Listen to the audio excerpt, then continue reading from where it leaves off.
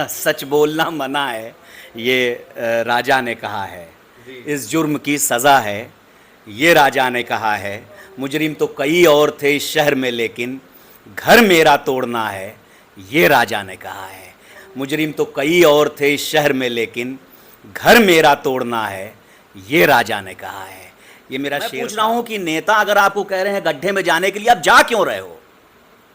मैं हिंदुओं से भी पूछता हूं सवाल और मुसलमानों से भी पूछता हूं सवाल कि 364 दिन आप लोग गलबहिया डाल के गंगा जमुनी तहजीब करते रहते हो, और एक दिन के त्यौहार में आप लोग एक दूसरे से इतना दूर हो जाते हो क्यों? आप उनको त्रिशूल दिखाते हो, आप उनको आंख दिखाते हो, नहीं कि जुल्म की औकात बहुत है, उर्दू है मेरे नाम में, ये बात बहुत है, और दिल धड़कन और जान है हिंदुस्तान में, हम क्या जाने क्या है पाकिस्तान में।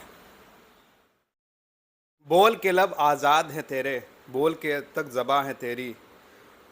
ये शेर फैज़ अहमद फैज़ का है, और इसके अलावा बहुत सारे इनकलाबी शायर पैदा हुए उर्दू अदब की दुनिया में, जैसे हबीब जालिब, फैज़ अहमद फैज़, जोशम अली हवादी। तो इन बहुत सारे शायरों ने इनकलाबी शायरी की, जिसको लेकर आवाम की आवाज़ इन्होंने उठाई और जेल तक गए। हबीब जालिब हों चाहे फैज़ अहमद फैज़ हों, इन लोगों ने जेल की सलाखों के पीछे अपनी ज़िंदगी काटी। लेकिन आप आज भी जब भी मुल्क में जब भी किसी तरह के मुजाहरे एहतजाज होते हैं, तो इनकी शायरी आज भी ज़िंदा मालूम होती है। तो इस वक्त हम बनारस में मौजूद हैं, और बनारस में इस वक्त भारत की एक बड़ी ही नामवर हस्ती जनाब रेहान हाशमी साहब हमारे साथ मौजूद हैं, और उनसे मुल्क के कुछ मसलों पे, सुलगते मसलों पे बातचीत करेंगे। वो शायद अपनी शायरी के ज़रिए इसका जवाब दें। आइए उनका बहुत बहुत इस्तकबाल करते हैं, स्वागत करते हैं। सर बहुत बहुत स्वागत है आपका। शुक्रिया। सर ये बताइए कि जिस तरह से उर्दू शायरी में हम देखते हैं, हबीब जालिब हैं, फैज़ अहमद फैज़ हैं, जोशम अली आबादी हैं, इन लोगों ने अपनी शायरी में एक इनकलाबी शायरी करके अपना बहुत बड़ा नाम किया। आज भी जब भी हम देखते हैं, चाहे जेएनयू का मामला हो, दिल्ली में सीएनआरसी का मामला हो, तमाम तरह के मुजाहरों में हम देखते हैं कि इनकी शायरी फिर से दोबारा ज़िंदा हो जाती है। और एक शायर वो चीज़ देख पाता है जो एक आम आदमी नहीं देख पाता। जो मुल्क के हालात चल रहे हो, चाहे गरीबी का मसला हो, नौजवानों के मसला हो, उनकी आवाज़ उठानी हो, तो आप इन सब चीज़ों को कैसे देखते हैं आज के जो मुल्क के जो हालात हैं? देखिए, शायरी जो है वे ऑफ एक्सप्रेशन है, ठीक है। एक तरीके से आप ये कहा जाए कि जो चीज़ आम बोलचाल की भाषा में आप बताएं और लोगों को समझ ना आए, वही शायरी की शक्ल में जब आप लोगों के सामने रखते हैं, तो वो ज़्यादा लोगों को हिट करता है। तो हबीब जालिब साहब का नाम लिया, फैज़ अहमद फैज़ का नाम लिया, तो आज के दौर में भी बहुत शोरा हैं जो कि जुल्म के ख़िलाफ़ आवाज़ उठा रहे हैं। हुकूमत की तरफ से अगर कोई चीज़ गलत हो रही है तो उसके ख़िलाफ़ भी आवाज़ उठा रहे हैं।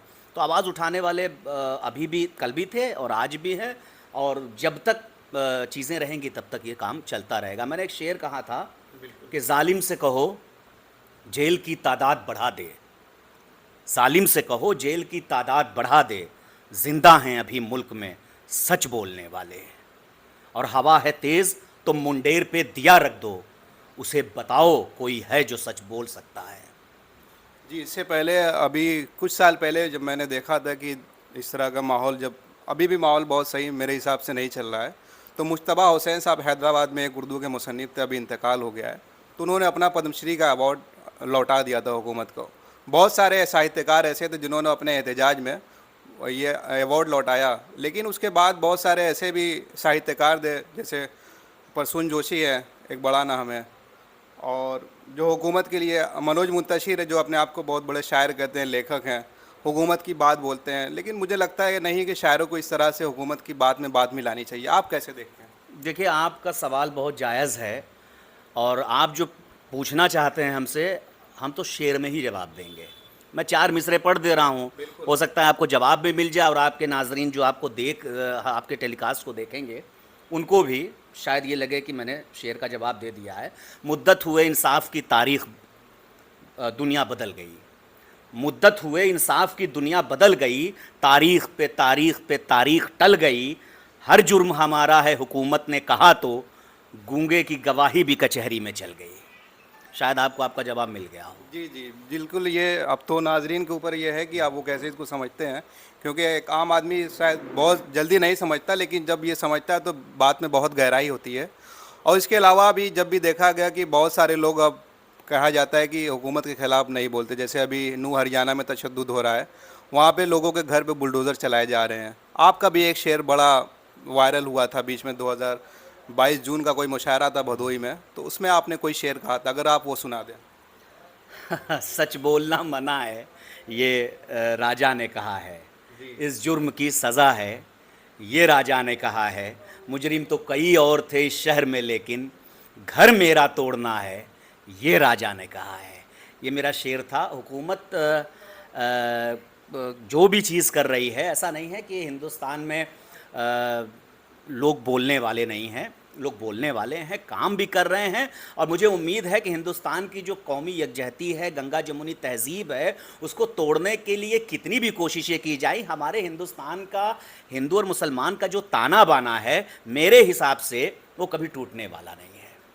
नफ़रत की कितनी भी आंधियाँ चलें, लेकिन मोहब्बत के चिराग हमेशा जलते रहेंगे। 2 दिन बाद अभी 15 अगस्त आने वाला है, हमें नहीं मालूम कि ये वीडियो अभी कब जाएगा। अल्लामा इकबाल ने एक बहुत मशहूर, उनका मशहूर ज़माना शेर है, नज़म है, सारे जहाँ से अच्छा हिंदोस्तान हमारा। और पिछले साल बीएचयू में एक सेमिनार होता है और उसमें अल्लामा इकबाल की तस्वीर लगा दी जाती है। वहाँ पे कुछ छात्र है, उसका विरोध करते हैं कि ये पाकिस्तान के बनाने वालों को यहाँ पे फ़ोटो लगाया जा रहा है, मालवी जी का नहीं लगाया जा रहा है, और उसके बदले तरह तरह के वहाँ प्रोपेगंडे हुए। लेकिन सवाल ये पैदा होता है कि अल्लामा इकबाल जो है, उनका इंतकाल तो आज़ादी से पहले हुआ था, तब तक तो बात भी नहीं थी हिंदुस्तान पाकिस्तान को बंटने की। तो आज उर्दू वाले शायर के नाम को जोड़ कर देखा जाता है कि ये देश का गद्दार है, मुल्क का गद्दार है। बहुत तरह तरह के ऐसे, अगर इस पे आपका कोई शेर या कोई बात देखिए, मेरा शेर एक था कि ऐसा नहीं कि जुल्म की औकात बहुत है। देखिए, the conclusion is this, nothing else I have to say. बस एक चीज़ मैं कह रहा हूँ कि ऐसा नहीं कि जुल्म की औकात बहुत है, उर्दू है मेरे नाम में, ये बात बहुत है। बिल्कुल सही शेर आपने सुना है इस पे। उर्दू है मेरे नाम में, ये बात बहुत है। और दिल धड़कन और जान है हिंदुस्तान में, हम क्या जाने क्या है पाकिस्तान में। बिल्कुल बहुत दुरुस्त शेर बताया। अभी देश में इलेक्शन आने वाले हैं, 9 साल से मोदी सरकार काम कर रही है, वो बता रही है कि हमने बहुत विकास किया। एक शायर इसको अपनी नज़र में कैसे देखता है? बनारस में मोदी जी की बात हो, ये बनारस के लोग ज़्यादा बताएंगे। हमारा शहर बगल में है, भदोही। हालांकि मोदी जी बड़े यशस्वी प्रधानमंत्री हैं, और हमें तो बस एक ही उम्मीद है मोदी जी से कि जो तोड़ने का काम लोग कर रहे हैं, वो जोड़ने का काम करेंगे। हमारे मोदी जी बहुत यशस्वी प्रधानमंत्री हैं, मतलब बहुत बहुत यशस्वी, तेजस्वी, ओजस्वी, जितना भी लगा लें आप। हमें हमारे प्रधानमंत्री मोदी जी से बहुत उम्मीदें हैं, और उम्मीद है कि जलते हुए घर उनको दिखाई दें, बेवाओं की आहें उनको दिखाई दें, यतीम बच्चों की लाशें उनको दिखाई दें। हमें बस यही उम्मीद है हमारे प्रधानमंत्री जी से। मुल्क के हालात को आप अभी कैसे देखते हैं, अभी जो चल रहा है, क्या इसमें सुधार होना चाहिए? मुल्क के हालात जो हैं, बिल्कुल सुधार होना चाहिए, और सुधार होने की गुंजाइश भी है, और हमें उम्मीद है कि सुधार होगा भी। लेकिन एक बात, आखिरी बात, एक छोटी सी बात कह दूँ, क्या सरकारों की ही सारी जिम्मेदारी है? क्या आवाम की जिम्मेदारी नहीं है? बिल्कुल। लोग एक लम्हा लगाते हैं, कहते हैं कि लीडर की वजह से सारा हो रहा है, नेताओं की वजह से सारा हो रहा है। मैं पूछ रहा हूं कि नेता अगर आपको कह रहे हैं गड्ढे में जाने के लिए, आप जा क्यों रहे हो? मैं हिंदुओं से भी पूछता हूं सवाल, और मुसलमानों से भी पूछता हूं सवाल, कि 364 दिन आप लोग गलबहिया डाल के गंगा जमुनी तहजीब करते रहते हो, और एक दिन के त्यौहार में आप लोग एक दूसरे से इतना दूर हो जाते हो। क्यों? आप उनको त्रिशूल दिखाते हो, आप उनको आंख दिखाते हो, क्यों? मैं आवाम से पूछ रहा हूं सवाल।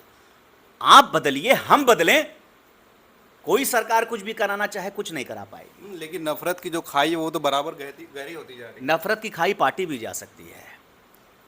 काई में कितनी बार भी लाठी चलाएं, काई आके जम जाएगी। होता है कि नहीं होता है? बिल्कुल। तो हिंदू और मुसलमान दोनों लोगों को समझना पड़ेगा कि कोई कितनी भी नफरत की खेती करे, हम उस पर मोहब्बत का छिड़काव कर देंगे, चलता रहेगा कारवां। आखिरी मेरा एक गुजारिश रहेगी कि अगर हिंदू मुसलमान यकजहती पर कोई शेर सुनाना चाहें, उसके बाद अपनी बातों को खत्म करें। लड़ना और झगड़ना दोनों प्यार की है पहचान, वक्त पड़े तो दे देते हैं एक दूजे पे जान। एक तरफ वेदों की वाणी, एक तरफ कुरान, सारे जहाँ से अच्छा यारों अपना हिंदुस्तान। हालांकि अल्लामा इकबाल साहब के एक 2-3 लाइन है, तो इस पर विरोध नहीं होना चाहिए हमारे समझ से। बहुत बहुत शुक्रिया। ये थे जनाब रेहान हाशमी साहब, जिन्होंने अपनी शेर व शायरी की बात से मुल्क के हालात पर हमारे साथ चर्चा की। और बिल्कुल एक शायर जो मुल्क के हालात को जैसे समझता है, एक आम आदमी वैसे नहीं समझ सकता। उसकी नज़र बहुत गहरी होती है, वो चीज़ों को अपने नज़र अपने ज़ाविये से देखता है। तो आप देख रहे थे TV10 भारत और जन आदर्श भारत। आप चैनल को सब्सक्राइब करें, वीडियो को शेयर करें। बहुत बहुत शुक्रिया, धन्यवाद।